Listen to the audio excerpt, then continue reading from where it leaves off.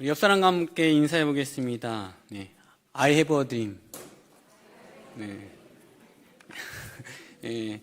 무슨 뜻인지 다 아시죠? 네. 나에게는 꿈이 있습니다. 라는 뜻인데요. 이 제목처럼 저에게도 꿈이 있습니다. 그 꿈은 이 나라 그리고 이 민족 가운데 하나님의 나라가 하나님의 통치하심으로 인해서 가난이 사라지고 또 갈등으로 인해서 분열된 이 민족이 다시금 하나됨으로 온 국민들이 그리고 우리 자녀들이 잘 살기 좋은 나라가 되는 것, 그것이 바로 저의 꿈입니다. 여러분, 저의 이런 꿈이 어떻게 보면 오늘날 조국의 이 암담한 우리 현실을 보면 일장춘몽과 같은 꿈이다라고 생각할 수도 있습니다. 근데 여러분, 이 I have a dream, 나에게는 꿈이 있습니다 라는 이 말은 1963년 8월 28일 마틴 루터 킹 주니어 목사님을 통해서 처음 미국 땅에 선포되어졌을 때 인종차별이 사라진 세상, 백인과 흑인이 평등하게 살아가는 그 세상은 절대로 이루어지지 못할 것이다 라고 사람들은 생각했습니다. 하지만 놀랍게도 결코 이루어질 수 없을 것 같았던 그의 꿈은 46년 후 미국의 첫 흑인 대통령이 당선되는 것을 시작으로 계속해서 이루어지고 있는 것을 오늘 우리는 보고 있습니다. 여러분, 그렇다고 해서 모든 꿈이 이루어지는 것은 아닙니다. 하지만 하나님의 꿈, 이 땅 가운데 하나님의 나라가 이루어지기를 누구보다 바라시는 그 하나님의 꿈, 그리고 자녀된 우리가 그 꿈을 함께 꾸고 또한 간절히 바랄 때 저와 여러분이 그 꿈의 성취를 보게 되는 그 놀라운 역사가 일어나게 될 줄로 믿습니다. 그렇다면 오늘과 같은 이와 같은 국가적인 위기 앞에서 우리가 하나님의 꿈이 성취되도록 하기 위해서 우리는 과연 무엇을 해야 하겠는가? 그 해답을 우리는 오늘 성경에서 찾아볼 수가 있습니다. 성경을 보면 많은 왕들에 대한 기록들이 있습니다. 그 중에는 우리가 알고 있듯이 다윗과 솔로몬과 같은 위대한 업적을 남긴 왕도 있고요. 때로는 쿠데타를 일으켜서 왕위에 오르긴 했지만 단 7일 만에 스스로 목숨을 끊은 시므리 같은 왕도 있습니다. 또한 성경을 보면 요로보암의 길이라는 그런 말들이 관용구가 많이 쓰이고 있는데, 이처럼 철저하게 자신뿐만 아니라 하나님을 떠난 그 악한 길로 인해서 북이스라엘 전체를 멸망의 길로 이끌었던 이 요로보암 같은 악한 왕도 있습니다. 그리고 여러 왕들 가운데 그 누구보다 절망의 순간에 도무지 헤어나지 못할 이 국가적인 위기에 처해 있었지만 하나님의 강권적인 도우심으로 인해서 이 절체절명의 위기를 극복했던 이 왕도 있습니다. 그 사람이 누구냐면 바로 오늘 본문에 기록하고 있는 히스기야라는 왕입니다. 여러분, 히스기야 왕 하면 우리가 가장 먼저 무엇을 생각하냐면 죽을 병에 걸렸지만 벽을 향해서 간절히 기도했더니 하나님께서 해의 그림자를 뒤로 10도나 물러가게 하는 그런 놀라운 기적을 보여주셨고, 그의 생명을 무려 15년 연장시켜준 왕으로 우리는 기억하고 있습니다. 뿐만 아니라 그의 통치 기간 중 종교 개혁을 일으켜서 하나님께로부터 선한 왕이다라고 칭찬받은 왕으로 우리는 알고 있습니다. 그런데 우리가 알고 있는 것과는 달리 이 히스기야 왕은 정치적으로는 그렇게 유능한 왕은 아니었습니다. 열왕기하 20장 13절 말씀을 보면 이런 사실을 잘 뒷받침해 주고 있는데요. 우리 함께 화면을 보고 읽어보도록 하겠습니다. 함께 읽겠습니다. 히스기야가 사자들의 말을 듣고 자기 보물고의 금은과 향품과 보배로운 기름과 그의 군기고와 창고의 모든 것을 다 사자들에게 보였는데 왕궁과 그의 나라 안에 있는 모든 것 중에서 히스기야가 그에게 보이지 아니한 것이 없더라. 아멘.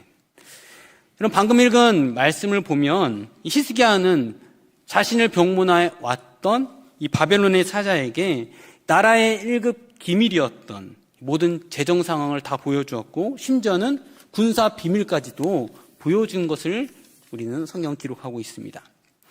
물론 히스기야가 순간적으로 교만한 마음이 그의 안에 싹틈으로 인해서 이와 같은 어리석은 실수를 했다라고 할 수도 있겠지만 한 나라의 왕으로 이와 같은 실수를 했다는 것은 도무지 상식적으로 이해할 수 없는 그런 부분입니다. 뿐만 아니라 히스기야는 자신의 동맹국이었던 이 아수르를 배반하고 이 애국과 손을 잡는 이런 어리석은 선택을 함으로 인해서 이 아수르의 사네립으로부터 침략을 받은 바 있습니다. 이때 히스기야는 사네립이 두려워서 그의 요구대로 여호와의 성전과 왕궁 곳간에 있는 은을 다 주었고 그것도 모자라서 이 성전 문의 금과 모든 기둥에 입힌 금을 다 벗겨서 이 와수르 왕에게 바쳤다라고 할 정도로 무능력했던 왕이었습니다. 더 웃긴 것은 이때 사네립이 이 히스기야를 얼마나 우습게 봤었는지 이 히스기야로부터 막대한 조공을 받아 돌아가는 도중에 다시 군대를 돌려서 재침공하게 되는 말도 안 되는 일이 벌어지게 됩니다.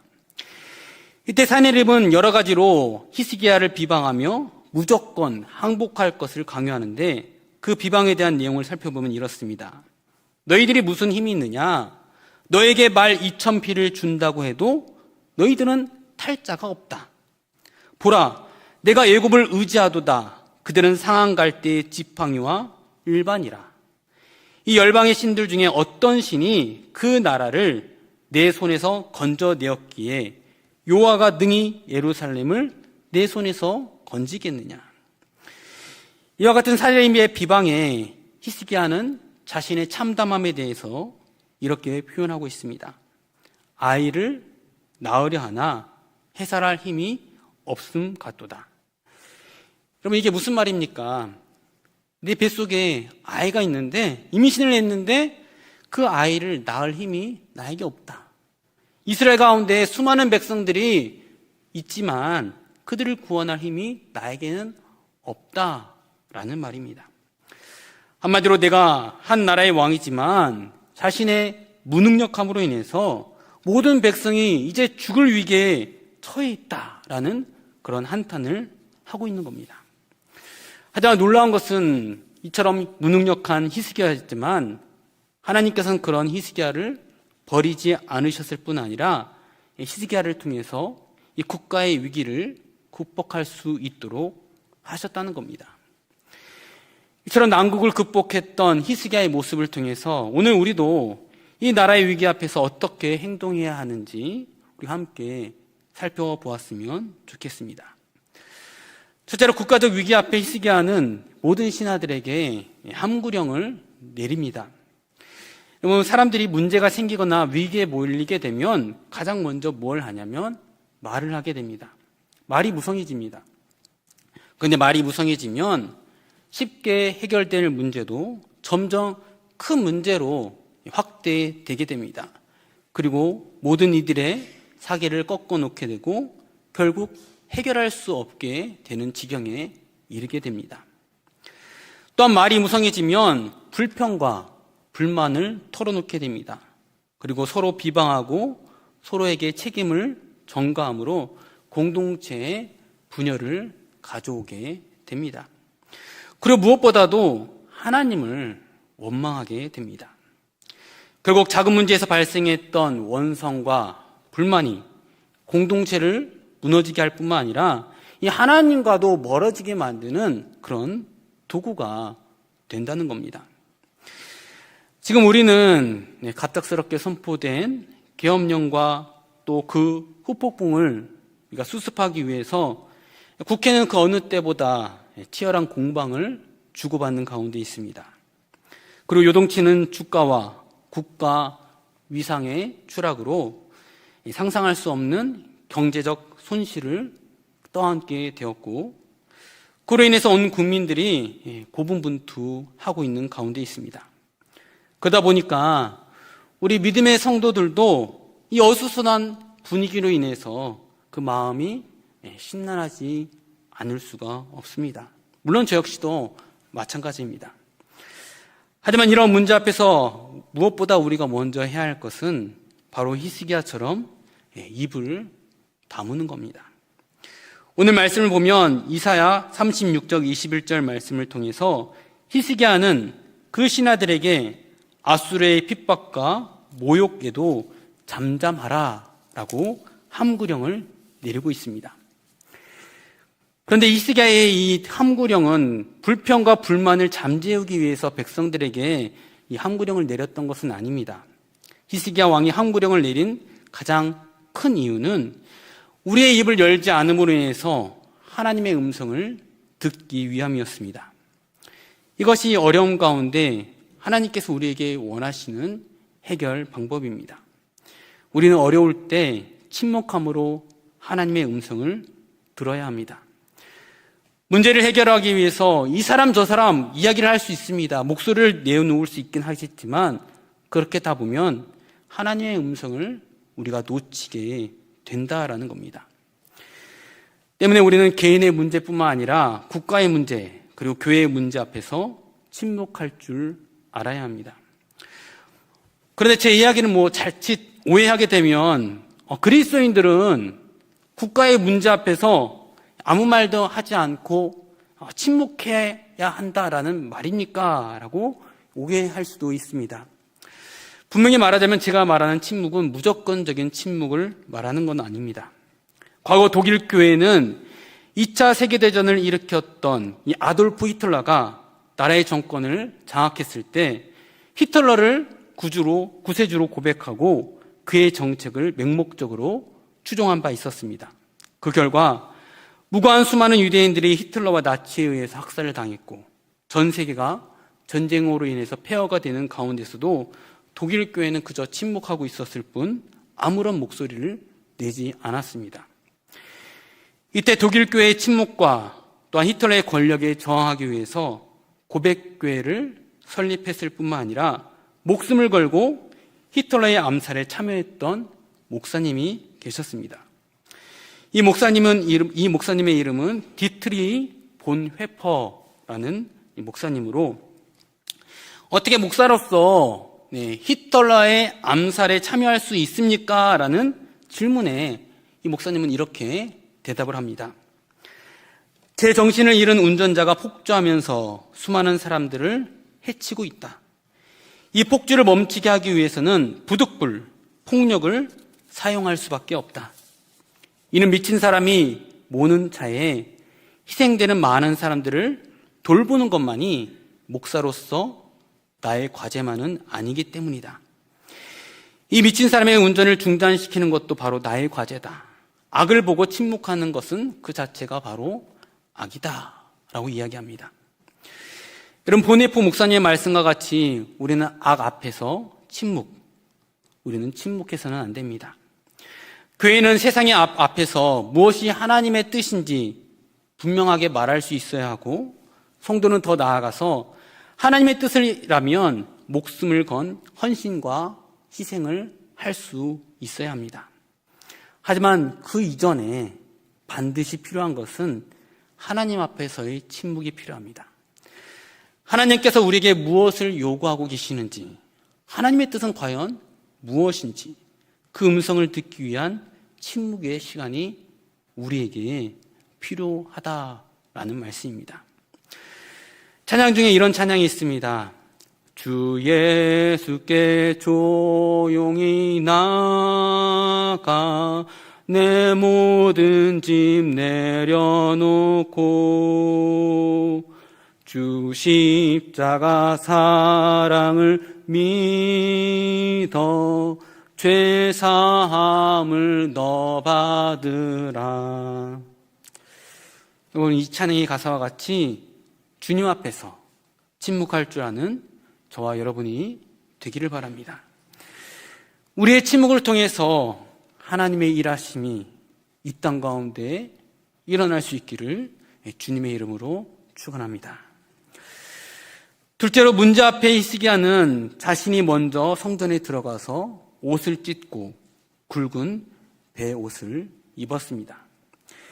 여러분, 베옷을 입는다라는 것은 무슨 뜻이냐면 하나님 앞에서 자신의 죄를 통회하고 자복했다라는 것을 의미합니다. 여러분, 히스기야가 무엇을 가지고 통회하고 자복했을까요? 민족의 위기 앞에서 자신이 아무것도 할 수 없는 그런 무능력함을 통회하고 자복했습니다.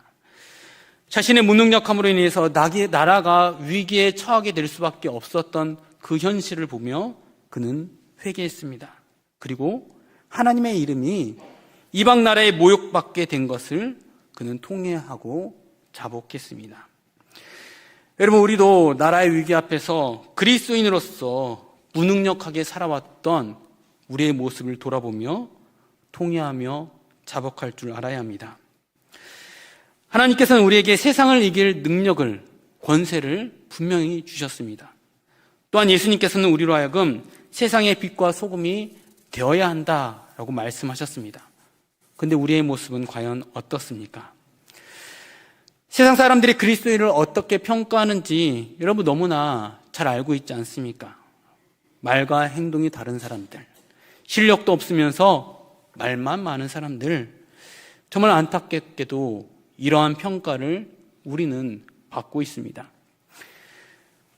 그래도 우리의 무능력함을 위해 통회하고 자복하지 않을 수 있겠습니까? 또한 우리의 무능력함 때문에 하나님의 이름이 그리고 교회의 권위가 추락하고 있습니다. 때문에 우리는 그리스도인답게 살지 못했던 그런 능력을 나타내지 못하며 살았던 우리의 모습을 보며 통회하고 자복해야 합니다. 여러분, 이 땅의 그리스도인들이 저를 포함해서 우리 모두가 하나님이 주신 선한 능력으로 이 세상을 살아왔더라면 우리가 사는 이 세상은 지금과는 분명 달랐을 겁니다. 앞서 보네포 목사님에 대한 소개를 드렸는데 이 보네포 목사님께서는 이 히틀러 암살에 가담한 죄로 감옥에 투옥되어 결국 죽음을 맞이하게 됩니다. 하지만 그는 1994년 성탄절 죽음을 목전에 둔 상황에서 자신의 약혼자에게 다음과 같은 편지글을 남기게 됩니다. 선한 능력에 언제나 고요하게 둘러싸여서 보호받고 위로받는 이 놀라움 속에 여러분과 함께 오늘을 살기 원하고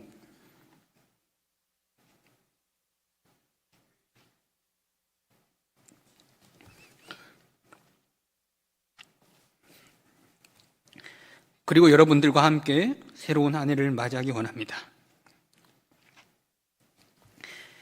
옛것은 여전히 우리의 마음을 괴롭게 하고 어두운 날들의 무거운 짐은 여전히 우리를 누르지만 오 주님, 내몰려 버린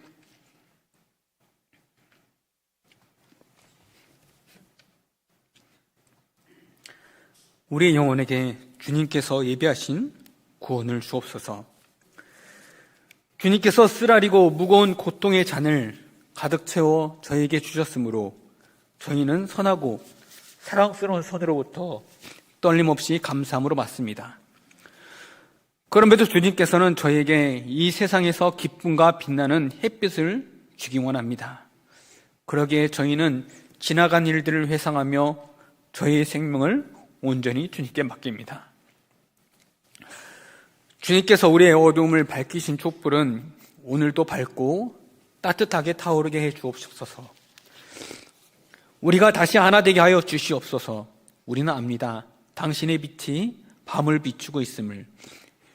이제 저희 주변 깊은 곳에 고요가 편만할 때 저희 주변을 보이지 않게 애워싼 세상에 온전히 울려 퍼지는 소리를 저희들로 하여금 듣게 하옵소서.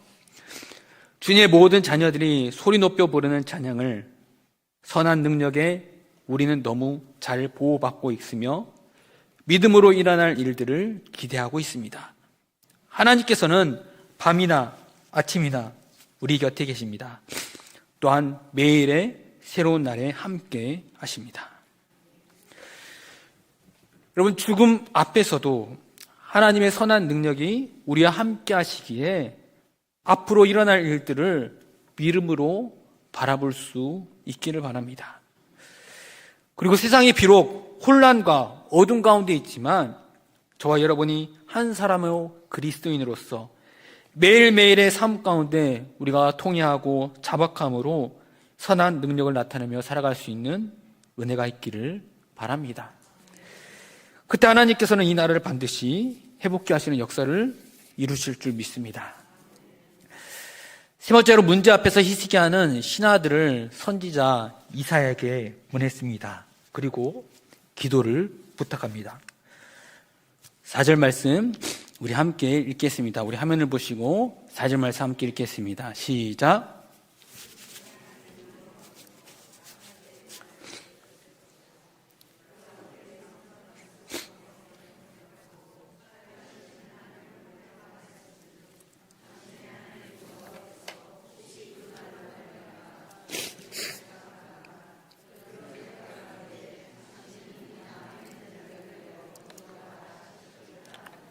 아멘.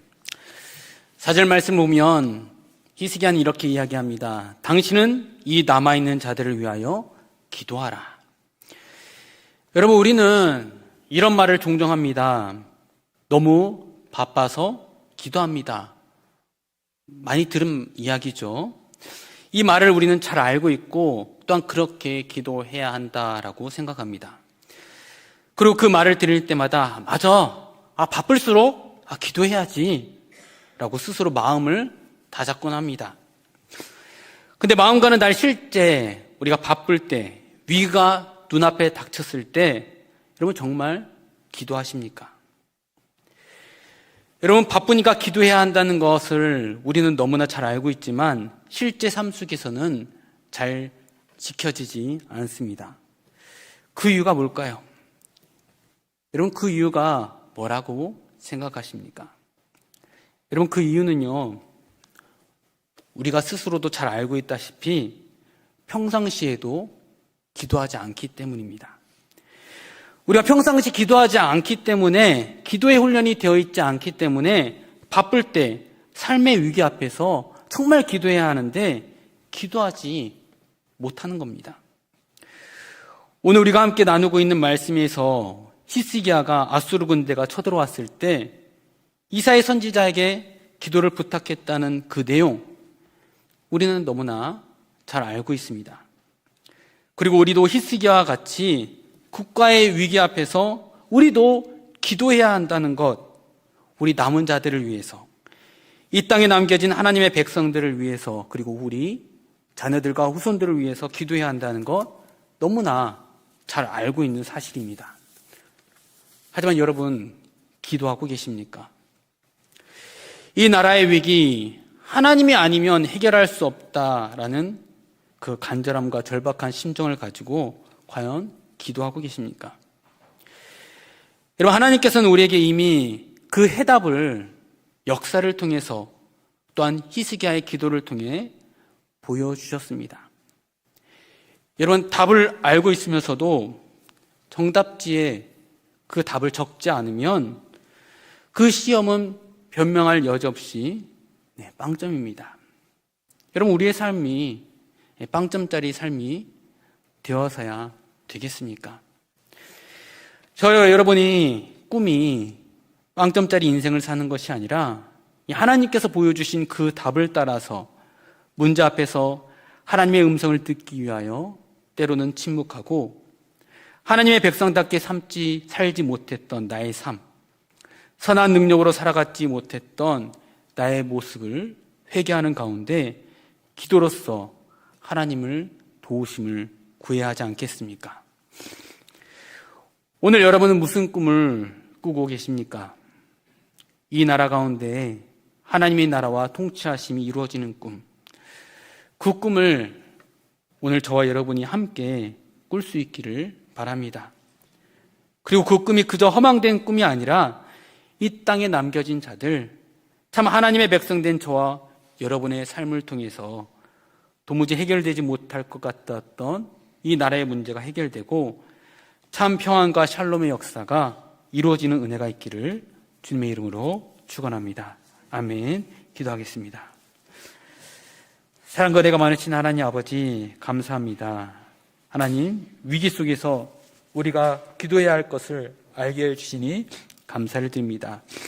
우리가 하나님의 이름으로 기도할 수 있도록 우리를 자녀 삼아주시고 또한 그 기도를 통해서 하나님께서 역사해 주실 것을 우리에게 깨닫게 하여 주셨사오니 하나님, 국가의 위기와 또한 우리 삶의 수많은 문제 앞에서 기도로 나아갈 수 있는 우리 성도들 되게 하여 주옵소서.